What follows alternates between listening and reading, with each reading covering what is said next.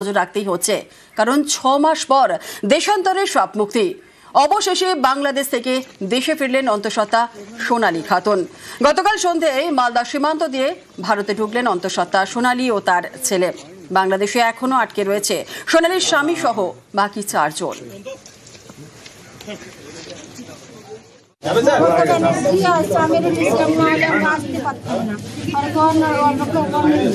আপনার স্বামীর সঙ্গে আরো 4 জন তো আসতে পারেনি, তাহলে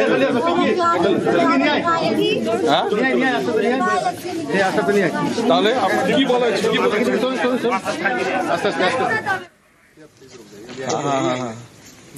বিনা অপরাধে 6 মাস জেলবন্দি ক্ষোভ সোনালীর পরিবার প্রতিবেশীদের। বাংলাদেশি সন্দেহে জোর করে সীমান্ত পার, আর 6 মাস পর বাড়ি ফিরেছেন সোনালী ও তার ছেলে।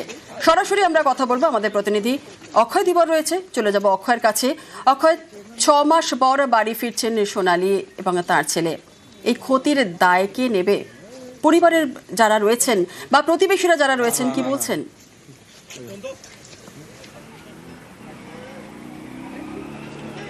দেখো, এই মুহূর্তে আমি দাঁড়িয়ে আছি সোনালী খাতুনের যে বাড়ি বীরভূমের পাইকরে, সেখানে দীর্ঘ 6 মাস পর আইনি লড়াইয়ের পর সোনালী খাতুন বাড়ি ফিরতে চলেছে এবং সেই খবর ছড়িয়ে পড়তেই খুশি যেমন পরিবার এবং যারা প্রতিবেশী আছে তারা সকলেই। তবে প্রতিবেশী থেকে পরিবার সকলেই একটাই যে দাবি করছে যে সোনালীকে বিনা অপরাধে বাংলাদেশ পুশব্যাক করেছিল দিল্লি পুলিশ এবং বিনা অপরাধেই তাকে জেলে থাকতে হলো এত মাস ধরে, এবং সে আছে অন্তঃসত্ত্বা এবং তার যে 8 বছরের সন্তান তাকেও বন্দি করে রাখা হয়েছিল।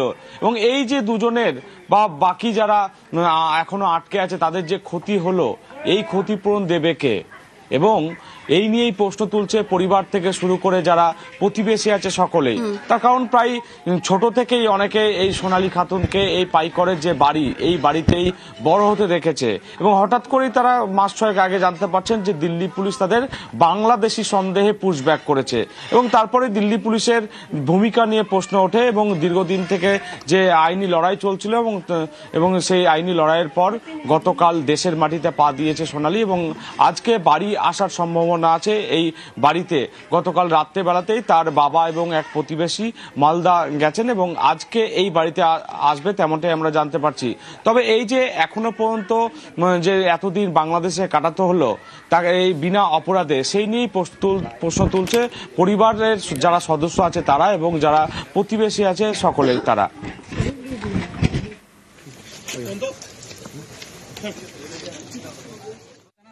আপনার মেয়ে তো প্রায় 6 মাস পর বাড়ি ফিরছে। হ্যাঁ, 6 মাস পর বাড়ি ফিরছে। কতটা খুশি? বহুত খুশি। মেয়ে আসছে বাড়ি, আনন্দ হবে সবকে। কতটা চিন্তায় ছিলেন? বহুত চিন্তায় ছিলাম। একটা বাচ্চা আছে, মেয়ে আছে, ওই মেয়েটো কাঁদছে 24 ঘন্টা। আমরা খুশি, কিন্তু বাচ্চার পরে এখন ধরেন কষ্ট হয়েছে। এখন যতক্ষণ আসবে না ততক্ষণ শান্তি পেয়েছি আমরা ভাবেন।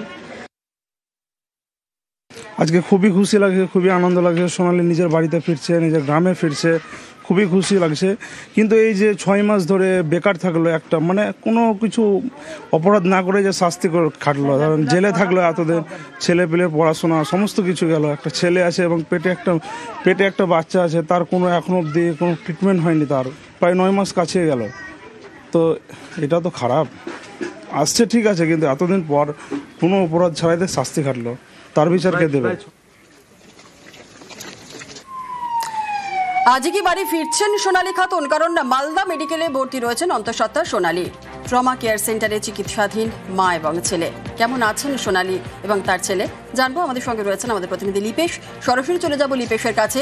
লিপেশ, প্রথমেই জানতে চাইবো যে মালদা মেডিকেলে ভর্তি রয়েছেন অন্তঃসত্ত্বা সোনালী, কেমন আছেন এখন?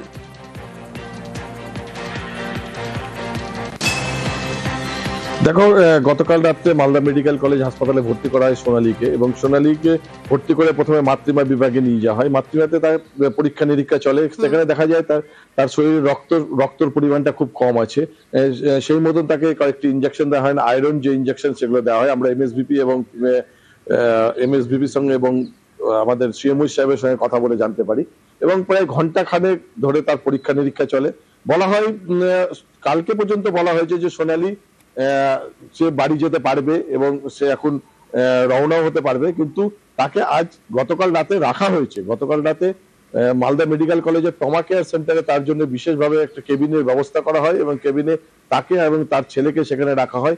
পাশাপাশি পুলিশও নিরাপত্তা দেওয়া হয় এবং যা জানা যাচ্ছে যে আজ তার আবার শারীরিক পরীক্ষা হবে, সেই কেবিনেই তার শারীরিক পরীক্ষা হবে ট্রমা কেয়ার সেন্টারে, এবং শারীরিক পরীক্ষার পরে সিদ্ধান্ত নেওয়া হবে যে কখন সোনালীকে নিয়ে যাবে। তবে আমরা জানতে পারছি যে সকাল 10টা থেকে 11টার মধ্যেই সোনালীকে মালদা থেকে বীরভূমের উদ্দেশ্যে তার বাড়ির উদ্দেশ্যে রওনা। দীপেশ, এদিকে তো বীরভূম থেকে মালদা মেডিকেলে এসে পৌঁছেছেন সোনালীর বাবা। বাবার সঙ্গে কি সোনালী কথা বলতে পেরেছেন?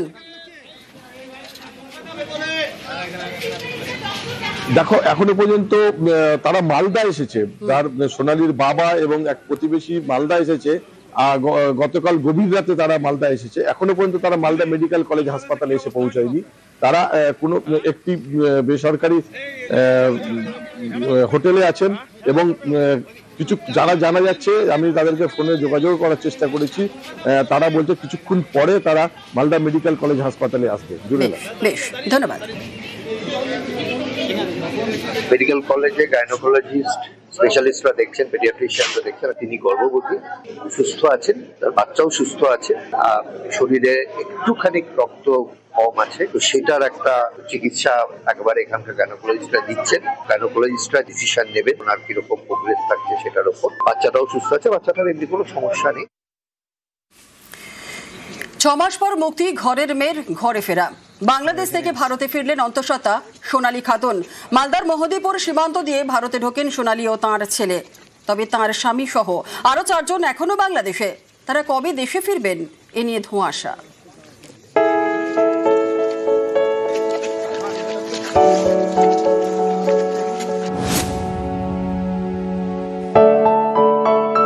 শুক্রবার সন্ধে মালদার মহদীপুর সীমান্ত হয়ে দেশে ফিরলেন অন্তঃসত্ত্বা সোনালী খাতুন, সঙ্গে 8 বছরের ছেলে।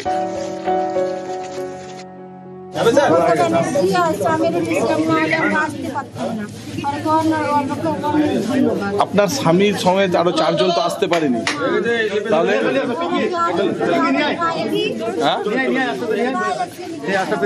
তাহলে কি বলা হয়েছে? প্রায় 6 মাস পরে দেশে ফেরা বীরভূমের মুরারোয়ে সোনালীর বাড়িতে বড় স্বস্তি। বহুত আনন্দ লাগছে, খুশি লাগছে, অনেকদিন পর এসছে, দেখতে আনন্দ লাগবে। বহুত অসুস্থ, ডাই খেয়ে নেবে এখন। সোনালী এবং তার ছেলে দেশে ফিরলেন, তবে বাংলাদেশে রয়ে গেছেন আরো 4 জন। সোনালীর স্বামী দানিশ শেখ, প্রতিবেশী সুইটি বিবি এবং তার 2 ছেলে, দুজনেই শিশু। আমাদেরকে বলা হয়েছে যে তোমাদের দুজনকে ছাড়া হলো, কিন্তু তার 4 জন যে আরো ছিল তাদেরকে ছাড়া হয়নি।